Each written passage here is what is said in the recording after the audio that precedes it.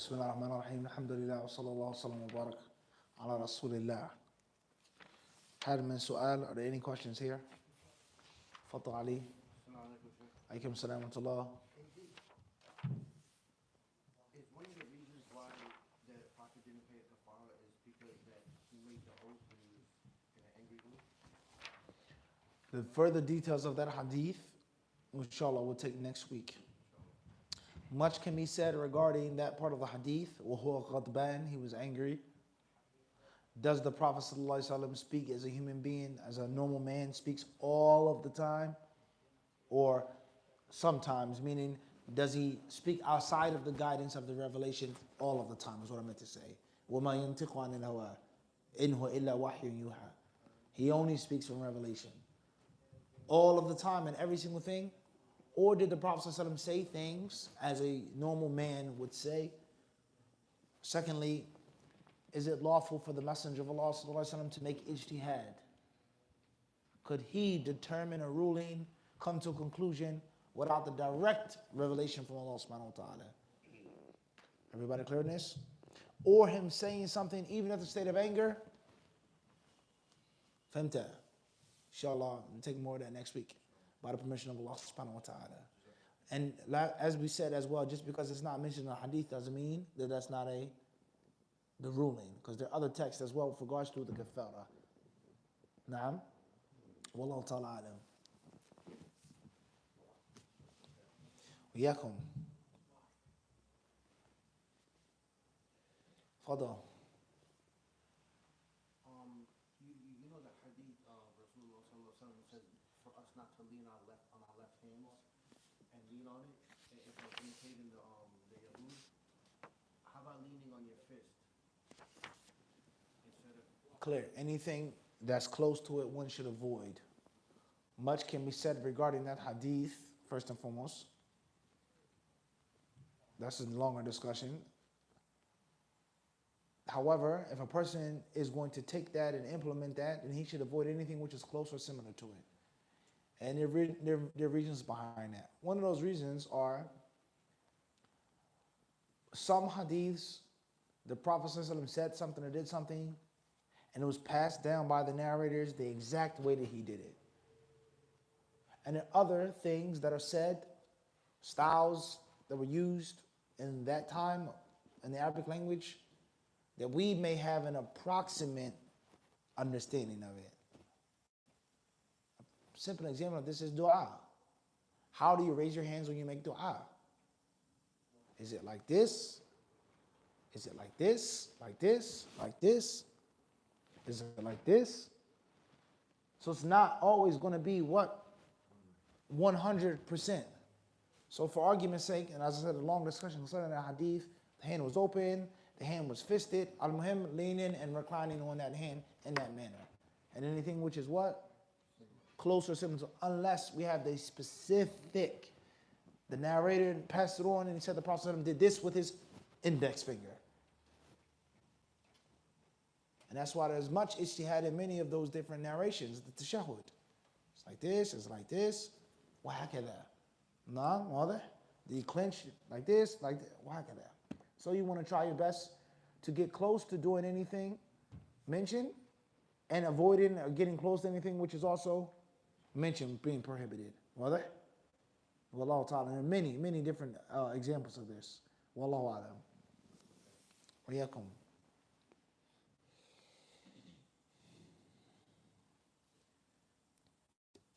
FN, Washington, D.C.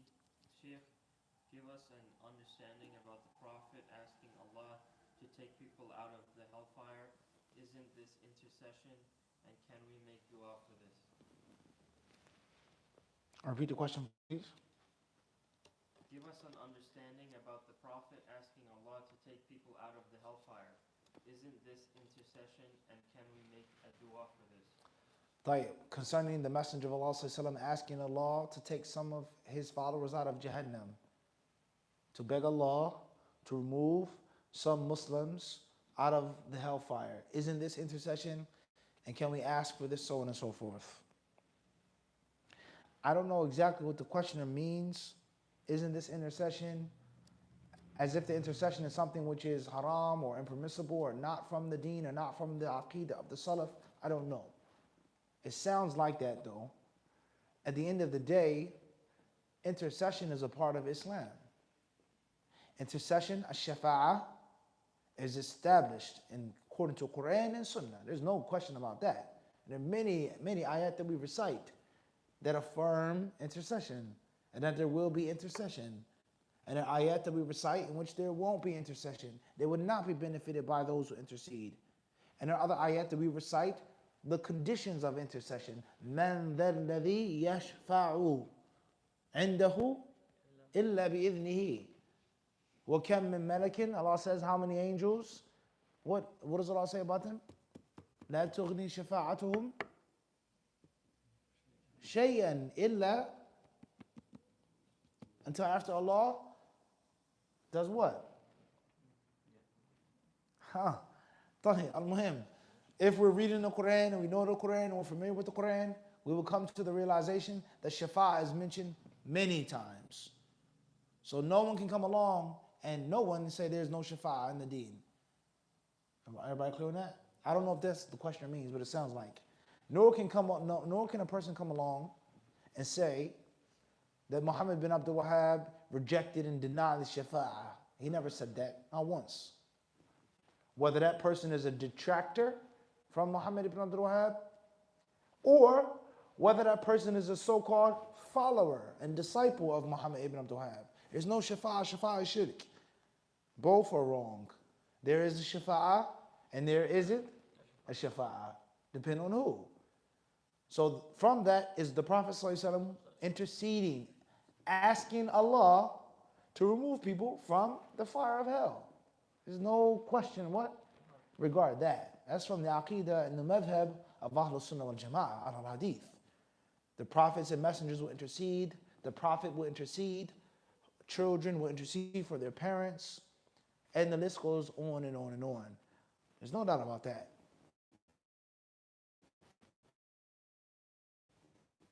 From Uloomul Quran, the chapter of the intercession. So go back to those lectures in which we explained in detail the types and levels of intercession.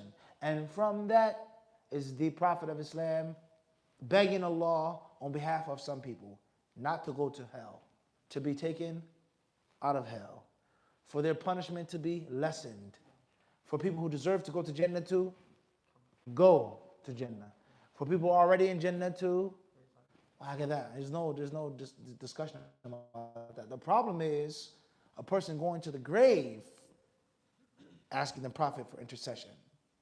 The problem is a person saying, Ya Abdul Qadir Jilani, give me protection through your dua, calling upon the dead and the deceased, asking them to intercede and to ask Allah on your behalf. That's the fork in the road. The shafa'a which is based off of shirk and kufr. Not the shafa'a that fulfills the proper conditions. That Allah Azza wa Jalla allows it. Idhin, He allows it. You can't speak before the king allows you. You can't do anything in the court of the king unless the king what? Allows you. You may now what? You can withdraw now. But before that what? You cannot withdraw. This is the king. End of discussion. You can't do anything in my empire until I allow you. You going above and beyond before the king, what happens when the king finds out? You're going to be in trouble. So Allah Azza wa Jalla is al-Malikul Haqqul Mubin, the greatest king, the king of kings. So no intercession takes place unless He what? Allows it. And Allah Azza wa Jalla has not allowed you to go to this person's grave and ask and say this, call upon this dead, this ancestor, this spirit. Abadan. Allah hasn't allowed you to do that. Secondly, Allah Azza wa Jalla has to be pleased with both the interceder and he who's being interceded for. And Allah Azza wa Jalla is never pleased with people for shirk and kufr.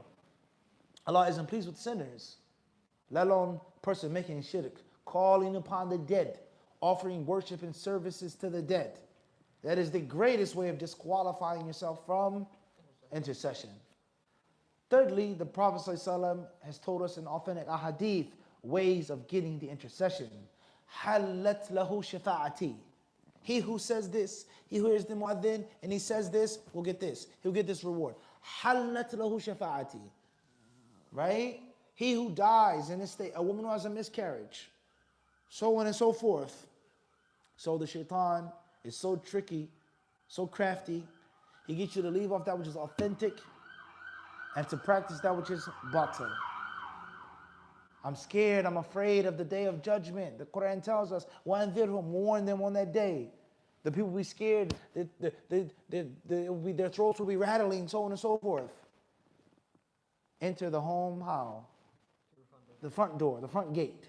Not from behind or above or behind. So the shaitan, he tricks the Muslims to leave off Bukhari Muslim, the authentic sound text, and go to Fulan and Fulan and Fulan and Fulan.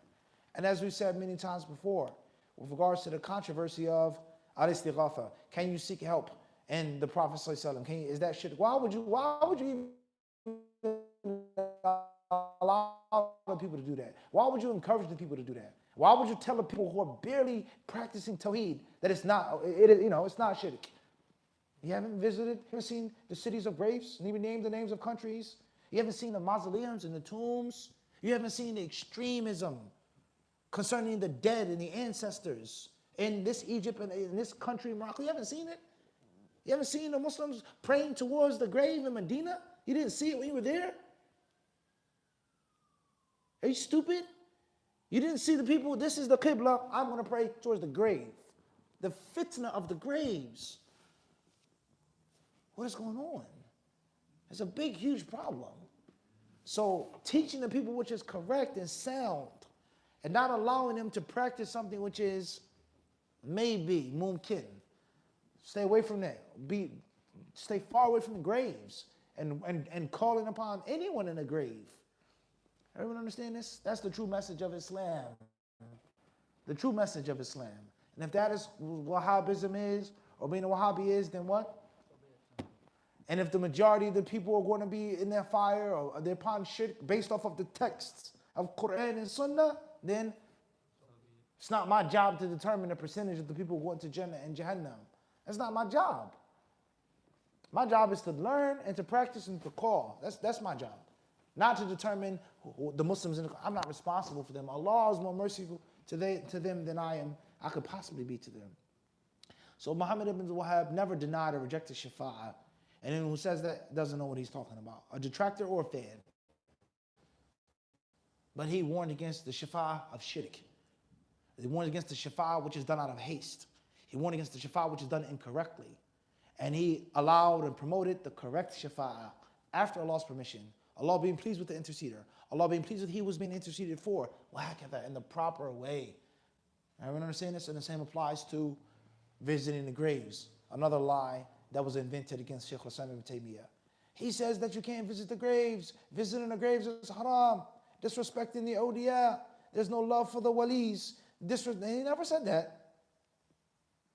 Rather, he encouraged the people to visit the graves. But in the what? The correct way. According to the teachings of Quran and Sunnah. And the Prophet said, you can't do this. And the Messenger of Allah, Bukhari, Muslim, Abu Dawud, he said that it's impermissible, that you can't. Not Ibn Taymiyyah, not Ibn Abdul Wahhab, but anyone who brings something which is unconventional, even though it's the default, they're going to be attacked. Like your Christian family members who accuse you of being weird and foreign and exotic. Well, if you want to get technical, Grandma, our ancestors were Muslims before they came to this country, the Caribbean. If you really want to get technical, how many Christians were on the Gold Coast? If you really want to get technical. Or, let's go deeper than that. In America, you become a Muslim. And people look at you weird for dressing like this, growing your beard. Christ in the Roman Empire, in Rome, how was he looked at? Did they welcome him? Did they accept him? Did he not bring something that was weird and foreign and new? Was Christianity always the dominant religion in this country? Ireland, was Ireland always a Christian, Catholic, or Protestant country? England, Germany? Let's talk about the history now. So if you really want to get technical, you're the one that's, all I'm doing is just reviving which was original. And of course, that becomes unconventional and weird because of the darkness and the ignorance for so many centuries. So those scholars, they never ever prohibited those things. And their enemies, they made up those lies against them because they were weaklings. They couldn't fight. They couldn't stand up and fight with proofs and evidences. So they resorted to slander. They relied to, that's it, the weaklings. No different than the Zionists and the people today. They can't fight the proofs and evidences. They can just call you a name. Bash you, you're this, you're that, you're a self-hating Jew. They said about their own Jews, they're self-hating, you're this, you're anti-Semitic. But they can't stay with the proofs, the dalil, the statistics. So therefore, shafa'ah can be asked for. You're supposed to ask Allah Azza wa Jalla for that, only Allah. And the Prophet ﷺ has given you the key to shafa'ah. Bi'idhnillahi ta'ala. Wallahu ta'ala alam. HG, Fontana, California. Does isbal apply to sleeves? If so, should our sleeves not go past our wrists or our fingertips? Does isbal pertain to or apply to the wrists or the sleeves? And if so, is it allowed for the cuff or the shirt or the hem to go past the wrist, etc.? There is a hadith that states al-isbalu fi thalathatin, that isbal pertains to three things: the izar, the qamis, and the turban. Scholars of Islam, of hadith, they differ on this hadith, is it sound or not? Some scholars say that the hadith is not sound. And that's the opinion that I take, that it is not sound. However, a person's sleeve shouldn't be gross. It shouldn't go way far past your wrists. That which is normal, naturally, culturally, it shouldn't be like, dragging and wasting fabric, let alone imitating this person or this sex, so on and so forth. Wallahu ta'ala alam. And of course, it's best for your qamis not to go past your wrist. For sure, that's best. And Ibn Abdul Barr, rahimahullah ta'ala, he said that isbal is bad in all circumstances. In all circumstances, it isn't a good thing. And the reason why I'm bringing this up, many people today, unfortunately, self-acclaimed people, or they may be acclaimed, but they consider themselves to be people of knowledge and scholastics. They'll come along and they'll say something idiotic like, there's no such thing as isbal in Islam. Or isbal and the danger of it, and that's a Wahhabi thing, or that's a Saudi thing, or that's a Salafi thing. And then they have the nerve to call themselves Malikis. And they have the nerve to say that what you're doing and how you're dressing is a new thing. No Muslims dressed like that back in the day. No Muslims ever cut their thobes. Nobody ever did that. That's a new thing. All right, tayyib, no problem. 465. That's almost how many years ago in the Hijrah? 1,000 years ago. And he said that isbal is what? Madhmoom. Even if it's not out of pride. But it's what? Madhmoom. It's condemned. The garment should not be dragging. The garment should not be excessive, no matter what the situation, with or without pride. Turban, the tails like this, it shouldn't be what? Period. And there are hundreds of examples like this of many, many things from Aqidah on down that people say are new, brought up, newly invented, a part of this movement, a part of this brainwash, a part of this government takeover. And it's okay if it's an ignorant imam saying it, no problem. He has no knowledge. He shouldn't be talking, nor should he be the imam of the masjid. But when we have someone who's claiming to be an academic, who's claiming to be a person of ilm and fiqh, I have ijazat. I have ijazah in this and that and this. You have no ijazah. And that's very sad. And we've mentioned this how many times now? Many times before, that your scholastics should be thorough. I disagree with you, but I disagree with you based off of scholastics, not blindly following somebody and then claiming someone else to be the newcomer and the innovator. And I guarantee you, if you sit down and you look at all of these different groups, whoever they are, you'll find them guilty of it. All of them. Except for the people whom Allah has mercy upon. You'll find them guilty of claiming that this is wrong to do this. It's consensus that you can't do this. And then you read, man, Fulan of the 3rd century. Fulan, it's clear. Forget the dalil, but just the ulama themselves. So differ, but let the differing be based off of what? Ilm, serious knowledge. So therefore, the qamis should not be excessive. Whether the hadith is sound or not, whether it is isbal or not, it shouldn't pass the risbah so much. There's no doubt about that. And one of the reasons why is it is bad for the garment to be what? Excessively long, no matter what the situation, with exceptions to a few things. Wallahu alam. AD Yonkers, New York. Advice on getting over a breakup, haram relationship, and dwelling over it. Advice on breaking up out of a haram relationship and getting over it. Tayyib. Well, obviously, you're a human being. So you're going to have feelings and emotions. It's natural to like someone or to miss someone, even if it was bad for you. If a person is addicted to alcohol, it's only natural for him to have some type of memories or connection to alcohol. It was haram, it was bad for my health, but you know, with the guys in the bar, the pub, the tavern, we had some good times, no doubt. I got away from my wife, got off work, I didn't go home, I wasn't stressed out, no one stressed me out, right? I met this person, some of my best years, from one aspect, were with my buddies drinking.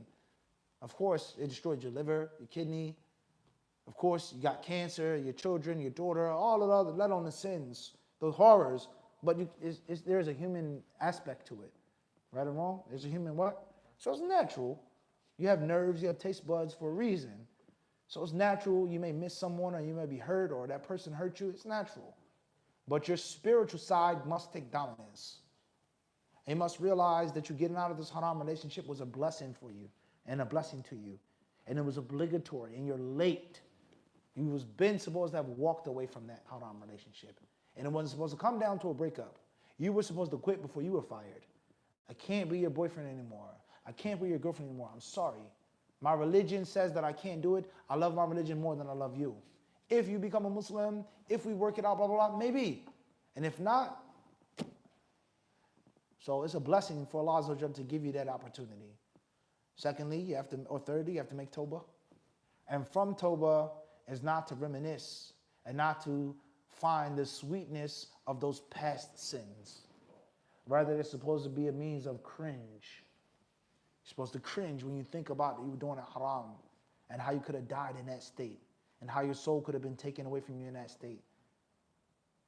Last but not least, the beauty of Islam, the mercy of Islam, is that if you separate, you make tawbah, and you fix the relationship, bismillah, if you truly love that person, you care for that person, and you're attracted to that person, let's do it the right way. And tell them just like that. If you're a guy and she's a girl, you tell her just like that. Look, I want to be with you, but it can't be boyfriend and girlfriend. We got to get married. And not only do we got to get married, I want you to be a Muslim. I want to go to the mosque with you. I want to have the fun on the Eid with you. Tell them just like that. Don't sugarcoat it. Tell them just like that. And you'll be shocked. You'll be shocked. She might say, all right, cool. Let's give it a shot. You'll be shocked. Or you tell him that. And that's even worse, of course. There isn't equality when it comes to the genders and all rulings. Some things the male is superior, some things the female is superior. Zina is haram. Zina is zina, for sure. It's a sin for both sexes. It's fahisha for both sexes. But the man having zina with the woman, the non-Muslim woman, isn't like the Muslim woman having zina with the non-Muslim man. She's going to bear the child. Everyone understand this? A man can marry a Jewish or Christian woman. No Muslim woman can marry any man unless he's Muslim. So there are certain things which are what? They're different. And the same applies to homosexuality. And unfortunately, many different scholars, academics, PhD holders, they try to equate the two. They try to lessen the LGBTQ agenda. Oh, why aren't you so harsh against boyfriend and girlfriend? Boyfriend and girlfriend's haram. Because there is a difference. It's an abomination to make zina, yes. But it's not the same as two men sleeping with each other. I can get married to this girl. We separate. We make tawbah. But I can fix this situation. whoever her name is, Tracy, Kimberly, Shaniqua, whatever her name is. But Chris and Steve, they can't what? They can't never what? They can't ever fix that situation. Two girls can never what? Fix the situation. So there are some what? Differences. There's no doubt about that. There's no question about that. So at the end of the day, try to fix the situation and tell them, be honest. That person may take your bluff. All right, I'm going to be a Muslim for no other reason except that I want to be with you. And if the only way that I can be with you is me taking my shahada, let me do it. And they may become Muslim, they may learn, they may have good faith. Just because they entered into the religion in a bad way doesn't mean that they're forever doomed. And there are many people who may have entered into Islam for the incorrect reasons. But then afterwards, what? No doubt about that. Wallahu ta'ala alam. Fada Abu Bilal. Alaikum salam wa rahmatullah.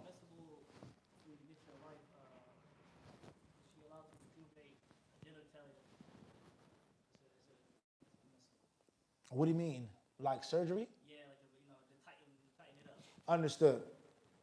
Well, with regards to cosmetic surgery, and that which has a permanent effect for something which is normal and natural, then the general rule is no. It can't be done. Listen carefully to the points.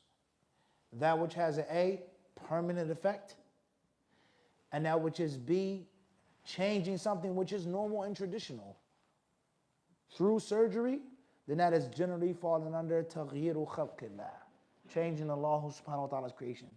Something that's natural, something that enhances or restores, that's a different story. That's a different story. Naam. Wallahu ta'ala alam. Wa fikum barakallah. SA, London, UK. I struggle with intoxicants, but make sure I never miss a single salah. My salah is not accepted for 40 days, so I get discouraged to go pray in Jama'ah. Is this from shaitan? Advice, should I pray at home or carry on going to the masjid to pray in congregation?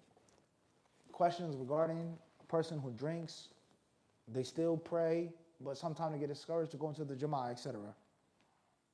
And as we said before, with regards to the previous question, many times before, there's no shyness when it comes to learning. And everybody is required to have the necessary maturity. It's better for a person to ask a question that you may feel is embarrassing. It takes courage to ask a question that somebody thinks is a bad question or this and that, instead of doing something which is wrong. Let alone the fact that we live in an age in which there's so much cosmetic surgery. There's so many different enhancements and this and that. You go to Turkey or Colombia or Bolivia, whatever, to get this surgery, blah, blah, blah, this makeover, so on and so forth. So Muslims have to know what I can and cannot do. Or if it is an absolute black and white, what I should and shouldn't do. Now, and which is very important when it comes to anything pertaining to the body, the wear and tear of the body. In most cases, the natural way, which may take a little longer, maybe slower, or maybe even may cost you more, but it's always better for you in the long term. How to rejuvenate this. This is a little this. There are different things that you can take. Different, whether it's exercise, different stuff that you can do, which you don't have to get cut and sliced open, and then you come along with that vanity that comes along with, if you got it, then flaunt it. All right? And of course, much more can be said about that question, and much more needs to be said about that question.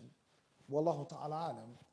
As far as is it from the shaitan, you not going to the masjid? Then, if you know that your prayer isn't accepted according to the Prophet ﷺ's statement, what's the point of even going to the masjid? What's the point of praying? For sure that thought is going to pop up in your head. For sure it is. For sure. And if a person doesn't go that far, I know I have to pray even though it isn't accepted or it's unaccepted. There's no point in me going the extra mile, walking to the masjid, going to the masjid, because I'm just praying because I have to. It isn't accepted for 40 days. So a part of it for sure is some shaitan, and a part of it may just be your natural discouragement, you know. And this is, of course, is from the evil of drinking. It's from the harm of drinking. is that it puts you into that negative realm of thinking versus you having the desire and the taste to go pray and to travel, so on and so forth. So therefore, I would say to you, make these discouragements incentives for you to stop drinking. And if it's too hard for you to stop, or you've been drinking since you were 12 or 10 years old, or whatever the case may be, or if the drinking is connected to some traumatic event in your life, then try your best to minimize the intervals of your drinking. At least do that. Stretch out your sober states and tighten and minimize the what? The times in which you drink any amounts. That's better than you just having no control, no discipline whatsoever.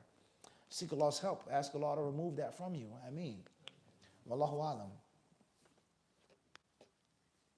SR, Minneapolis, Minnesota. Can you advise me if it is good to memorize Quran and study in Indonesia? Any institutes? Questions coming from Minnesota regarding going to Indonesia to study? I've never been to Indonesia, so I don't have the full knowledge of that. I've had many Indonesian classmates, alhamdulillah, and I know some brothers who actually traveled to Indonesia. I've heard nothing but good about the institutes there, and many of the students that I met in Medina or Yemen were good students. And Indonesia is a huge, huge, huge Muslim population, majority population. Some may say the largest in the world. Some may say. You never know until you what? Till you go. The worst thing that can happen, you go there and it isn't good for you, or it's too expensive, or whatever. But bismillah, give it a shot. And there are many students of knowledge and scholars from that country. Wallahu alam. But I don't have any detailed knowledge of it myself. I haven't been there. Unfortunately, I can't tell you the details. Wallahu alam. Tafadal. What situations, if any, would it be haram to wear red?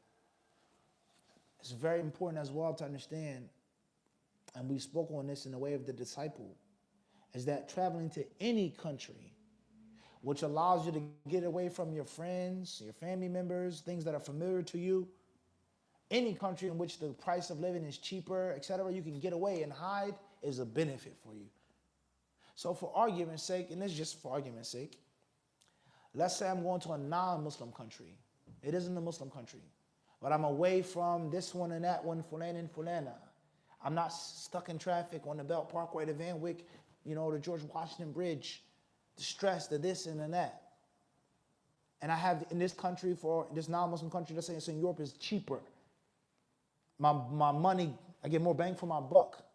But there are no scholars there, but I can just go there and memorize Quran myself, or just read for 8 hours out the day instead of 30 minutes a day. That's a what? That's a benefit.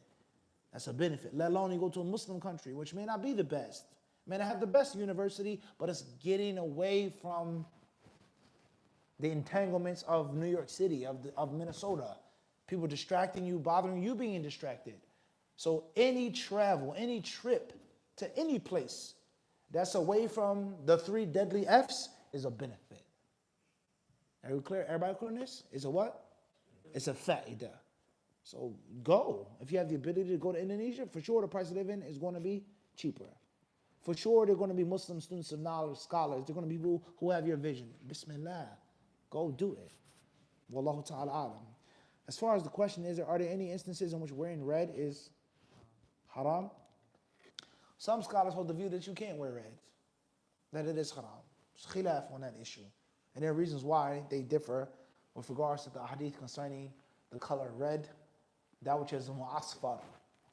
Okay? That's a discussion in itself. Saffron, so on and so forth. The Persians, the mushriks, there's a long discussion. So based off of the view of the scholars that it is lawful to wear red, of course they're all going to agree you can't wear red in a manner which causes you to be confused with the opposite sex. And you cannot wear red in a manner which confuses you to be among the mushrikun. This is something only Sikhs wear. Catholics wear this color, this shade, and this style. That's a different story. As far as something which is unisex or shared, it is tailored for a man, not pertaining specifically to a religion or a faith, then bismillah. And last but not least, depending on where you are, West Coast or East Coast. It might be haram for you to wear red in this neighborhood. or blue in this neighborhood. What did the brother say? I don't know if he's watching, a wise elder. Make dua for him. Our brother, Abu Saeed, he said years ago, he was on the West Coast in Cali, and he said God walked up to him whether he was a blood or a crip. He said, I know you from out of town, so I'm going to give you a pass. He said, but wearing them colors out here, get you hurt. And as the poet said, I've never been the type of brother to front. He said, catch me in what? LA wearing any what? Any colors I want. Nah, wallahu alam. Fadda, next question. NG, Atlanta, Georgia. Next question. You see some of the wisdoms why you got to put your initials? Fadda. HA, Philly, PA. Assalamu alaikum, Mufti. What is the ruling on a woman breastfeeding in front of other women without covering? Can a woman breastfeed in front of other women without covering? It shouldn't be done. It's best to have as much shyness as you possibly can, if possible. Now, obviously, there's a long discussion concerning what is the awrah of a Muslim woman in front of other women. A. B. What is the awrah of a Muslim woman in front of non-Muslim women? And C. Is it customary? Is it culturally acceptable for a woman to breastfeed in front of other women, Muslim or non-Muslim, with their breasts exposed? Some cultures it may be. And it may not be looked down upon. Or that's my sister, that's my cousin, that's my co-wife, blah, blah, blah. It's no big issue. So if it's culturally accepted, and if it's not haram, if it's not a part of your order, and it's a hardship in you covering and hiding, then you have your answer. And of course, the best thing to do is to cover up if you can. But sometimes it is a hardship. And you're in the house in front of your daughter or this or that. So it could be a what? A hardship. And of course, there's a long discussion on what is the order of a Muslim woman in front of another woman, Muslim or not. That's a long discussion. Wallahu ta'ala alam. SA, London, UK. Couple of lives ago, you mentioned being sinful for intending. Couple of live streams ago. Hopefully not lives ago. Inshallah, my past life. Hopefully not. Tafadal. You mentioned being sinful for intending to do a sin even though you don't carry that sin out. If I don't end up doing the sin, isn't that Allah saving you from it? This will be our last question tonight regarding a person thinking about doing a sin. They don't do the sin, but they still get a sin. Isn't that Allah saving me from it, so on and so forth? Well, to be precise, we never said that. We never said that. The only thing that we did was quote the people of knowledge who debate the issue. But we never ever said you do or you don't. We brought up the argument from them. Let alone we brought up the argument from ourselves, let alone I decided and said you do or you don't. We never ever what? We never ever said that. So that's to be precise. The scholars have debated on the issue. And this is very important not to be underestimated. Many people that make this mistake. Friend and foe, we said. Friend and foe. Foes, of course, Muhammad ibn Munir, he said that you can't do such and such. And you shouldn't do such and such. Right? And a friend may make a mistake and said, oh, Mufti, he said that you can't have a Nestle Crunch. We never said you can't what? Have a Nestle Crunch. That may be outdated. That candy bar still around? Or back in the day, Nestle Crunches was the thing for sure, right? Tell you get the point I'm trying to make or not? A Butterfinger, better? Is that still around? All right, tell you. So back in the day, he said we can't eat Butterfingers. I never said you can't have a Butterfinger. I said some scholars have stated Bart Simpson is haram, blah, blah, blah, blah, blah. We never said. You get the point? So that's be precise. All right. Isn't it Allah subhanahu wa ta'ala saving you from the sin? When we quoted those scholars, we clearly stated there is a difference between the sin coming into your mind and going versus you making the decision to disobey Allah.